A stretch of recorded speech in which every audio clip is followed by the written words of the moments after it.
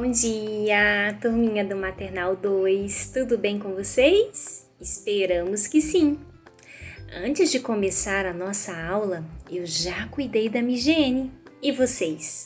Eu já escovei os meus dentes, penteei os meus cabelos, lavei bem as minhas mãozinhas e coloquei o meu uniforme. Agora sim já podemos começar a nossa aula com muita alegria e disposição. Na aula passada, falamos sobre as plantinhas, que cada parte tem a sua função. Hoje, a professora Simone e eu vamos pedir um desenho bem bonito e colorido dessas plantinhas ou de uma florzinha que você gosta. Estamos enviando algumas fotos como exemplo. Escolha uma e faça um desenho bem bonito para nós. Combinado?